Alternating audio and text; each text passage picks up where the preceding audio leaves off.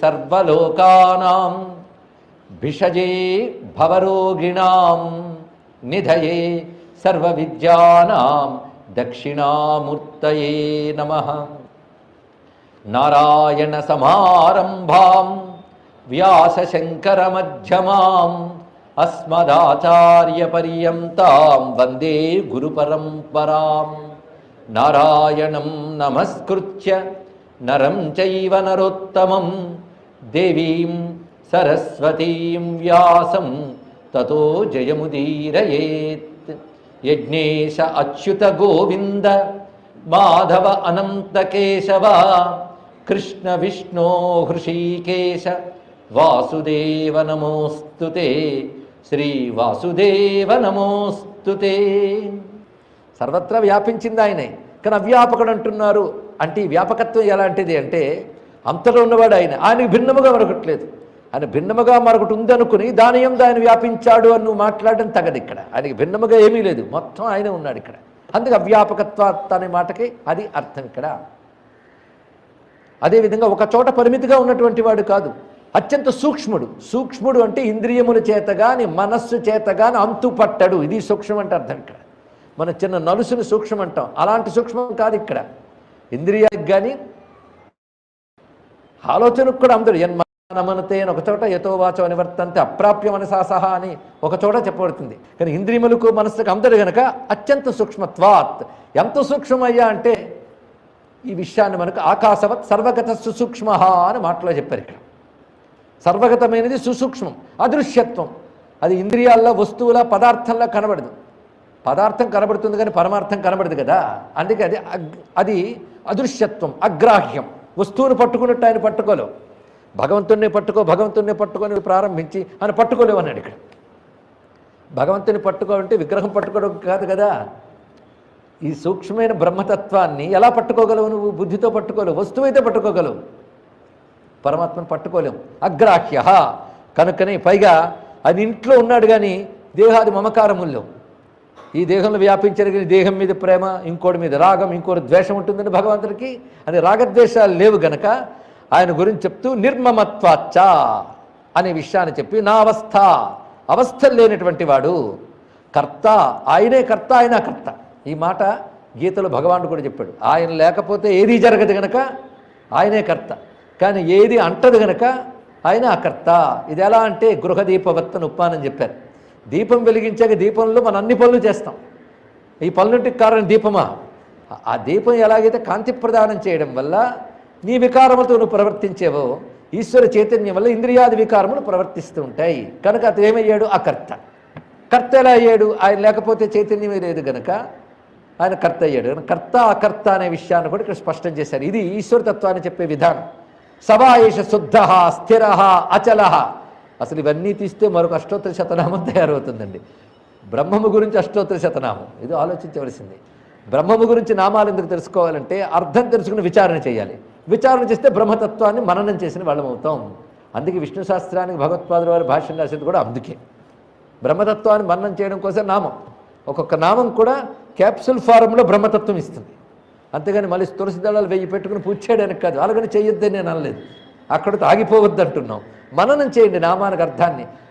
ఈశ్వర నామముల అర్థములు మననం చేస్తుంటే మొదటి అర్థం లీలార్థములు వస్తాయి, రెండవ అర్థం బ్రహ్మార్థమే వస్తుంది. ప్రతి నామానికి కూడా అది విశేషమైన భావం. అందుకే ఎంత అందమైన మాటలు. శుద్ధ, స్థిర, అచల, అలేప, అవ్యగ్రహ, అప్రేక్షకవద అవస్థిత, స్వస్థశ్చరిత, చరిత భూగుణమయేన పటేన నాత్మానమంతర్ధాయ అవస్థితి ఇత్యవస్థిత అన్నాడు. శుద్ధుడు, స్థిరమైన వాడు, అచలుడు, దేనికి అంటనివాడు. ఆయన స్వస్థుడై ఈ గుణములను తన చైతన్యం కలిగిస్తూ గుణముల చేత తాను ఆవరింపబడినట్టుగా కనబడతాడే తప్ప ఆయనకి ఏం గుణములు లేవయ్యా.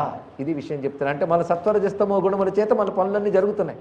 సత్వరజస్తమో గుణములు ఈశ్వరుడు ఉనికి లేకపోతే పని చేయవు, కానీ గుణములు ఆయనకి లేవు. ఆయన స్వతహా నిర్గుణుడు అని చెప్తూ ఇంకా ఎన్ని అందమైన విషయం అని చెప్పారంటే ఈ శరీరంలో పంచతన్మాత్రములు అని శరీర స్వరూపాన్నంతా చెప్తూ అక్కడ అశరీరుడైన వాడు ఎలా ఉండంటే తస్మాత్మ బిందురివ పుష్కరే అన్నాడు. ఇక్కడ అంటే పద్మమునందు బిందువులా ఉన్నాడు పరమాత్మ అని ఒక మాట చెప్పారు ఇక్కడ. అంటే ఒక పద్మంపై బిందువు ఎలా అంటకుండా ఉంటుందో ఈ దేహమునందు ఆ విధంగా పరమాత్మ ఉన్నాడు అనే విషయాన్ని చెప్తూ అటువంటి పరమాత్మను తెలుసుకోకుండా బ్రతికేవాడికి కొన్ని టైటిల్స్ ఇస్తున్నారండి ఇక్కడ. ఇది కూడా గీతలో ఇచ్చిన టైటిల్సే.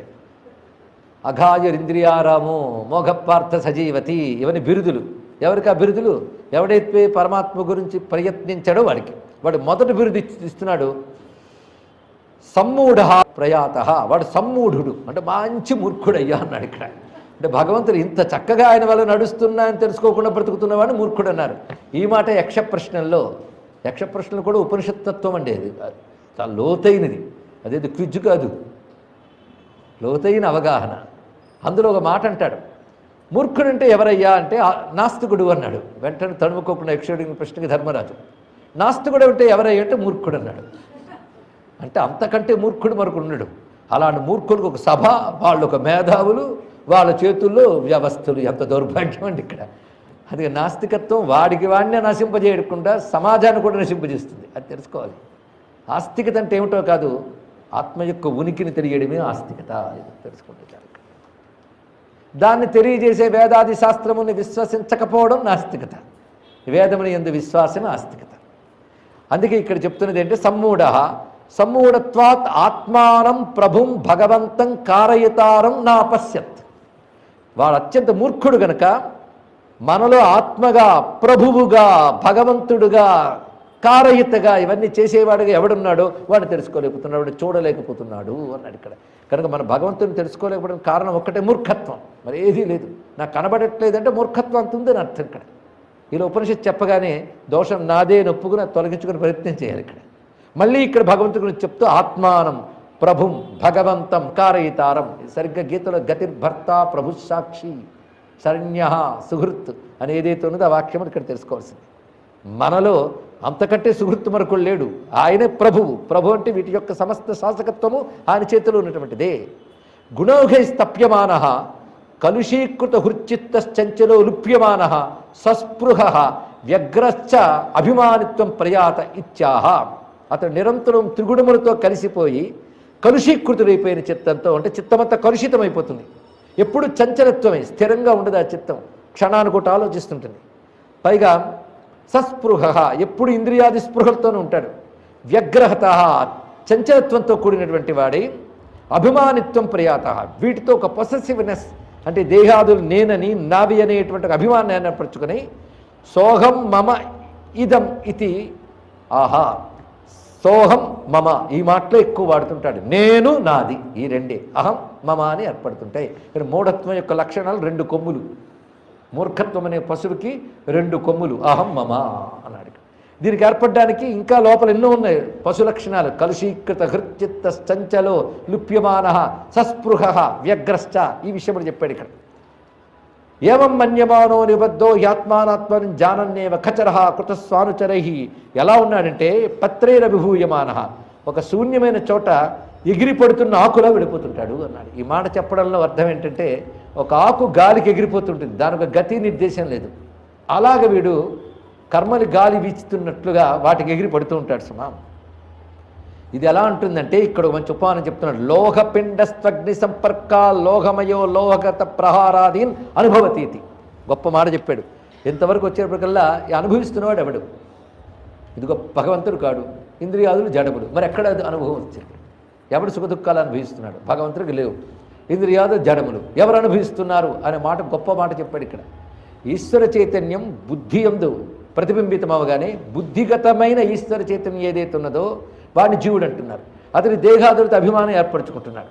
అభిమానం ఏర్పరచుకోవడం వల్ల స్థూల దేహం పతనమైన ఈ అభిమానం వల్ల సూక్ష్మదేహంతో అనేక దేహాలు తిరుగుతున్నాడు వాడు. అది దేహంలో తిరగడమే.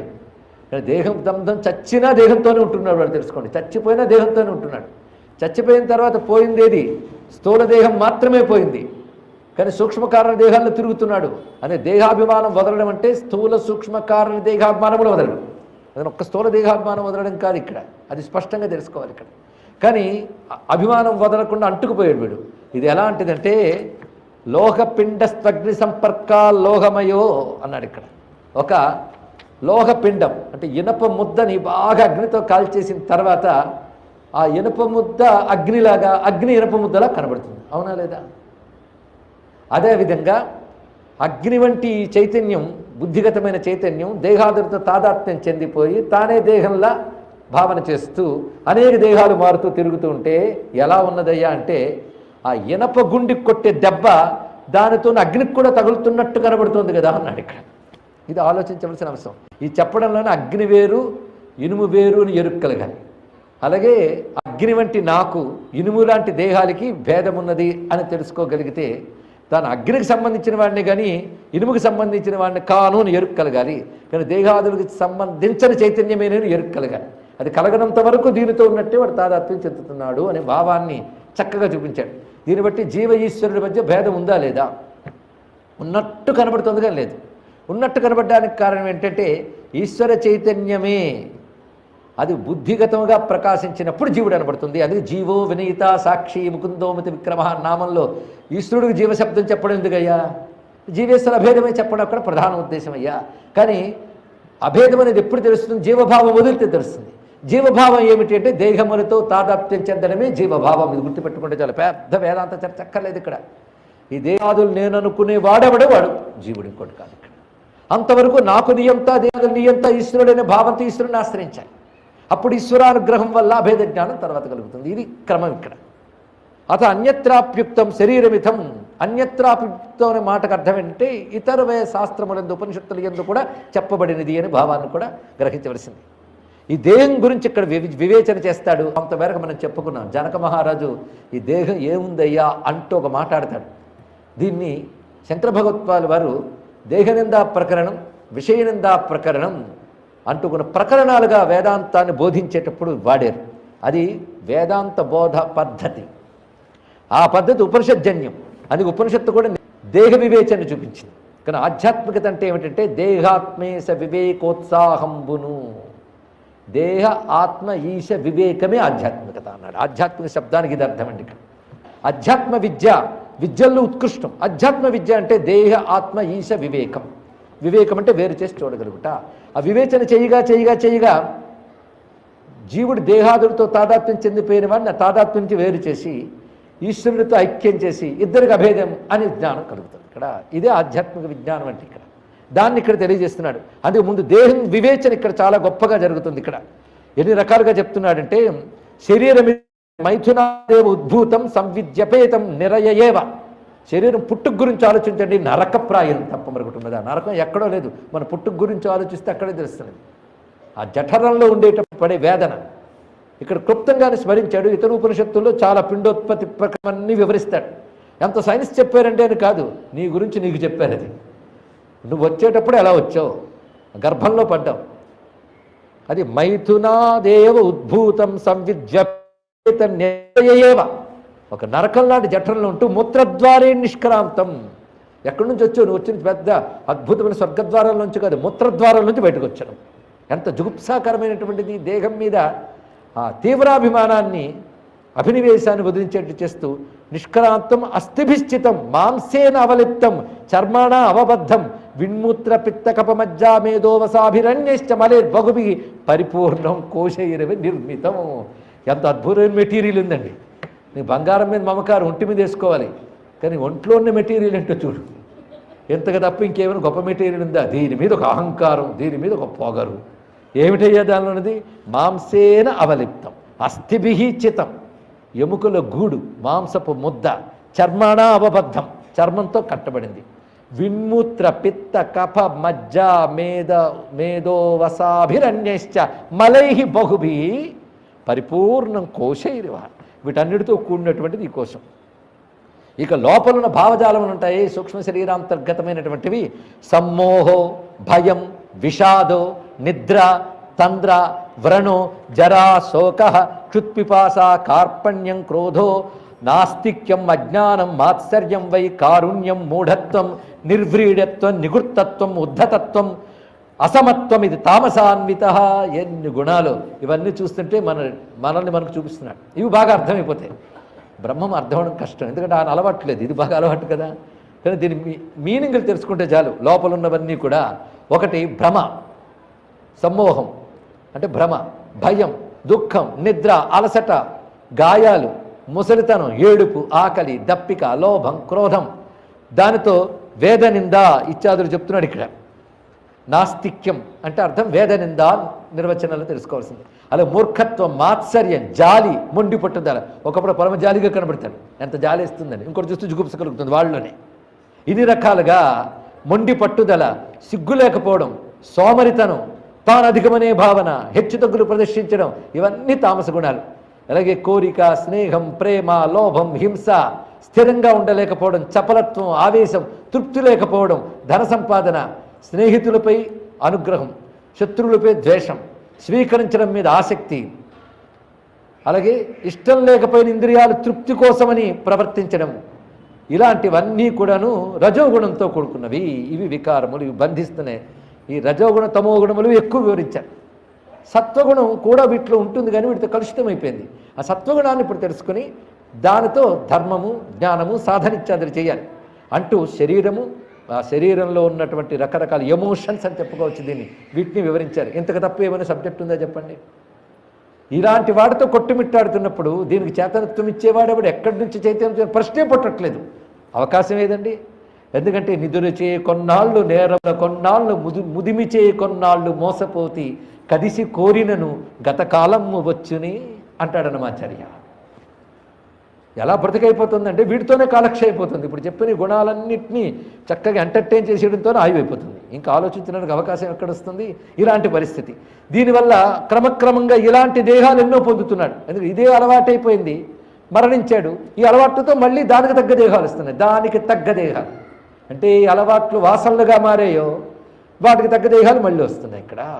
కానీ ఈ దేహం పోయిందో ఏమి ఆడవక్కర్లే, నీకున్న వాసనలకు ఎన్నో దేహాలు రెడీగా ఉన్నాయి. వాడితో మళ్ళీ తిరుగుతుంటాడు, ఇలా సంచరిస్తూ ఉంటాడయ్యా అని చెప్తా. సంచరిస్తున్నప్పుడు ఎలా ఉన్నాడు అని చెప్తున్నాను ఇక్కడ. ఎలా సంచరించినా ఎప్పటికైనా సరే సముద్రవేలేవ దుర్నివార్యం అన్య మృత్యోరాగమనం. ఇలా చూస్తూ ఉంటే అనివార్యమైన మృత్యు వస్తుంది. ఎందుకంటే సముద్రానికైనా చెలియలు కట్టుంటుంది, ఎంత జీవితానికైనా ఒక హద్దు ఉంటుంది, అది మృత్యు రూపంలో వస్తూ ఉంటుంది ఇక్కడ. ఈ లోపల ఇతర పాసహ్య పంగురివ బంధనం, అతను పాసముల చేత బంధింపబడతాడు. ఎలాగంటే కుంటివాడిలా అన్నాడు, గొప్ప మాట. కుంటితనమే ఒక బంధం, ఎటు కదలలేడు. వాడికి ఇంకా బంధం వేసినట్లు సంచరిస్తున్నాడు ఇందులో. అంతేకాదు అస్వాతంత్ర్యం, నిరంతరం అస్వతంత్రుడిగా ఉంటాడు జీవుడు. ఆలోచించండి, ఎన్ని చోట్ల మన అస్వతంత్రత బయటపడుతుందో. మన స్వతంత్రం కాం, అంతా మన నిర్వాహకం అనుకుంటాం, ఏదైనా చేయగలమని. వాడిని నిందించి, వీడిని నిందించి, నేనే గొప్పవాడిని అంటూ ఉంటాం. కానీ అడుగడుగున నీ అస్వతంత్రత బయటపడుతూనే ఉంటుంది ఇక్కడ. నువ్వు అస్వతంత్రుడివే. అదేవిధంగా మదిరోన్మత్త ఇవ మోహమదిరోన్మత్తం. బాగా మత్తెక్కినవాడు, పైగా మదిర చేత మత్తెక్కినవాడు ఎలాగైతే ఏ విషయమో తెలుసుకోడో, మోహము చేత మత్తెక్కినవాడే వీడు సత్యాన్ని తెలుసుకోలేకపోతున్నాడు. పాపన గృహీత ఇవ బ్రాహ్మ్యమానం. ఆ పాపముల చేత లాగబడి తిరుగుతుంటాడు. మహోరగ దష్ట ఇవ విషదష్టం. పాము కాటు వేస్తే ఒళ్ళంతా విషమెక్కినట్టు ఇతరుల విషయాలు ఎక్కిపోయి ఉన్నాయా. మహాంధకార ఇవ రాగాంధం. గొప్ప మాట చెప్పాడు. రాగాంధం అంటే ఒక దానితో అటాచ్మెంట్ ఏర్పడితే గుడ్డితనం అది. అవతల వాళ్ళకి చూసే వాళ్ళకు జుగుప్సుగా కలుగుతుంది వీడి యొక్క రాగం. అంటే ఒక దాని మీద ప్రేమ ఏర్పడుతుంది. అదే ప్రపంచమును బతుకుతాడు. ఏది చింతన చేసినా దాని గురించి ఆలోచిస్తుంటాడు. చూసే వాళ్ళకి మాత్రం చీచి అనిపిస్తుంటుంది, కానీ వాడికి మాత్రం అలా అనిపించదు. అది గుడ్డితనం అయ్యా అన్నాడు ఇక్కడ. అందుకే ఈ రాగముల్లో పడిన వాళ్ళు, నువ్వు లేకపోతే నేను లేను, నువ్వే నా సరస్వం, దానికోసం ప్రాణాలు ఇచ్చేస్తాను, ఈ కబుర్లాడే వాళ్ళందరికీ ఉపనిషత్తు ఇచ్చిన టైటిల్ రాగాంధాహ. అంటే అనురాగము చేత గుడ్డివాళ్ళైన వాళ్ళు, అటాచ్మెంట్లో పడ్డటువంటి వాళ్ళు అని అర్థం ఇక్కడ. ఇంద్రజాలమేవ మాయామయం స్వప్నయో మిథ్యాదర్శనం కదలీగర్భ ఇవ అసారం. ఒక అరటి దూట మనకు దొరికితే లోపల ఏదో ఉందేమో అనుకు తీస్తుంటే మొత్తం పొరలైన బయటకొచ్చి లోపలేమి ఉండదు. అలాగే ఇది కూడా మొత్తం ఏదో ఉందని ఏరడమే, చివరికి ఏమీ మిగిలి తెలుసుకోండి ఇక్కడ. అలా అసారం. నట ఇవ క్షణవేషం. నీకు ఇది స్పష్టమైన స్వరూపం ఏదైనా చెప్పగలవా? ఒక్కడు చెప్పన్నాడు ఇక్కడ. నేను ఎప్పుడు ఉత్సాహంగా ఉంటానండి అంటాడు. ఎప్పుడు ఉత్సాహంగా ఉన్నప్పుడు. ఆ రోజు వాడు ఏదో అదృష్టవశాత్తు నవ్వాడు, కానీ ఎప్పుడు నవ్వుతానంటాడా? లేదు. మరో గంట తర్వాత వాడే ఏడుస్తాడు. కనుక వాడి స్వరూపం ఏదని చెప్తాను ఇక్కడ. నట ఇవ క్షణవేషం చిత్రభిత్తిరవ మిథ్యా మనోమయమితి. ఆ మనస్సు చేత కల్పించుకున్నవి ఇవన్నీ కూడా గోడ మీద వేసిన బొమ్మలు లాంటివి అన్నాడు ఇక్కడ. శబ్దస్పర్శాదయో వ్యర్థ అనర్థ ఇవతే స్థిత ఏషాం సక్తస్థ భూతాత్మ నస్మరిచ్చ పరం పదం. అద్భుతమైన శ్లోకం గుర్తుపెట్టుకున్నా చాలు. ఇక్కడ అనుష్టుపులో చెప్తున్నాడు ఇక్కడ. శబ్దస్పర్శాదులనబడే అర్థములతో కలిసిపోయినటువంటి వాడి అనర్థముల పాలయ్యి వాడు వాటితో సక్తుడై, ఆసక్తి అంటే అనురాగం చెప్పే అటాచ్మెంట్లు, ఎప్పుడు వాడు నచ్చిన వాడి స్మరణ, వాడి మీద ద్వేషం, ఇలాంటివన్నీ ఏర్పరచుకున్నవాడై ఆ భూతాత్మ అంటే భూతములతో తాదాత్మ్యం చెందినవాడై నస్మరిచ్చ పరంపదం, అతను పరమపదాన్ని స్మరించడు. ఇంతవరకు గర్భంలో పడి క్రమంగా దేహం దాల్చి బయటకు వచ్చి, ఆ బయటకు వచ్చిన తర్వాత ఎన్ని రకాలుగానో తిరుగుతూ పరమును స్మరించకుండా వెళ్ళిపోయిన వాడి యొక్క కథని ఏవైతే గీతాదులు యందు అంటే మన కపిల గీత ఇత్యాదులు యందు కూడా ఈ వృత్తాంతం చాలా చక్కగా చెప్తారండి. మైత్రాయణుడు చెప్పింది చక్కగా వివరిస్తున్నాడు. ఎవరు? శాకాయన్యుడు. మైత్రాయణుడు ఏం చెప్పాడు? ప్రజాపతి వద్దకు వెళ్ళిన ఋషులకి ఇలా తెలియజేశారు అని కూడా చెప్తున్నారు. ఇలా చెప్తూ వివరించగానే వెంటనే వాళ్ళందరూ ముందుకు వచ్చేటండి ఋషులు. శాకాయన్యుడి దగ్గరికి వచ్చి, భగవన్ నమస్తే, త్వం న శాధి త్వమస్మాకం గతి అన్యాన విద్యతే అస్య కో విదుర్భూత జీవాత్మనో ఏనేదం హిత్వా సాయుధ్యముపేతి. ఈ మాట వినగానే వాడు ముందుకొచ్చారు. అంటే వినగానే ఎలాంటి చలనం రావాలో మనసులో చూపిస్తున్నారు. ఇంతదా ఈ జీవితం, ఇంత నిస్సారమైనది ఈ జీవితం, ఇంత వ్యర్థమైనది ఆ జీవితం, కనుక తప్పకుండా ఇలాంటి దాంట్లో పడిపోకుండా తరించాలి అని ఒకానొక తీవ్రమైన పట్టుదలతో ఆ తరించడం ఎప్పుడో కాదు, ఇప్పుడే, అజ్జయేవ ఇహైవ, ఇవాళ ఇప్పుడే తరించాలనే తపనున్నవాడే ఎప్పటికైనా తరిస్తాడు. ఈ వాక్యం గుర్తుపెట్టుకోండి. ఇప్పుడే ఇవాళే తరించాలంత తీవ్ర తపనున్నవాడే ఎప్పటికైనా తరిస్తాడు. చూసుకుందాలండి, విన్నా, మాకు తెలుసు వేదాంత, ఆఫ్టర్ రిటైర్మెంట్ చదువుకుందామని కొనిపెట్టుకున్నాను అన్నారు అక్కడ. అది అలా ఉంది. లోపల వీడు అయిపోయింది. రిటైర్మెంట్ చదువుకుందామంటే మళ్ళీ మనవడు వస్తాడు. ఆ మనవడు అక్కడెక్కడో వచ్చాడు ఆ దేశంలో, కనుక కొడుకు కోళ్ళు సాకలేక వీడిని పిలుస్తారు. వీడు పుస్తకాలు అలాగే ఉంటాయి లైబ్రరీలో, వీడు అక్కడికి వెళ్ళి వాళ్ళకి సేవలు చేస్తూ కూర్చోవాలి. ఇది పరిస్థితి. ఏముందండి ఇక్కడ? అందుకే ఇక ఇవ అజ్జయేవా, ఇది వినగానే అలాంటి భయం కలగాలండి. అది అందరికీ కలగదు. అలాంటి భయం కూడా హెల్తీ ఫియర్. గిల్లగానే నొప్పి తెలిసిందంటే వాడికి ఆరోగ్యం బాగుందని అర్థం. ఇది వినగానే భయం పుట్టిందంటే వాడికి ఆధ్యాత్మిక ఆరోగ్యం ఉందని అర్థం. స్పిరిచువల్ హెల్త్ వాడికి ఉంది ఇక్కడ. అది హెల్త్. ఎంత వేదాంతం చెప్తారండి, ఏం పట్టింది అంటే వాడికి ఆరోగ్యం బాగోలేదని అర్థం. ఇక్కడ ఆ స్పృహ కలగాలి. వాళ్ళకి అది కలిగింది. కలిగి చుట్టూ ఆశ్రయించి ఎలా అడిగారండి, తొమ్న శాధి, నువ్వు మమ్మల్ని శాసించు. గురువుని ఎలా సరెండర్ అవ్వాలో చెప్పాలి. ఇంకా నా శాసనం లేదు, నువ్వు ఎలా చెప్తే అలా వింటా. అది శాధి అంటే ఇక్కడ. శిష్యస్తేహం సాధివాం త్వాం ప్రపన్నం, అది ఉపనిషత్ భాష అర్జునుడు వాడాడు. అది ఉపనిషత్ తత్వం చెప్పాడు. ఉపనిషద్వేద్యుడైన పరమాత్మ. ఆ పదమే ఇక్కడ. త్వమ్న శాధి త్వమస్మాకం గతి అన్యాన విద్యతే, నువ్వే మా గతి, మరో గతి లేదు అని ఏది ఆశ్రయించడం వల్ల సాయుధ్యం లభిస్తుందో అది మాకు తెలియజేయమని ప్రార్థించగానే వివరిస్తుంది.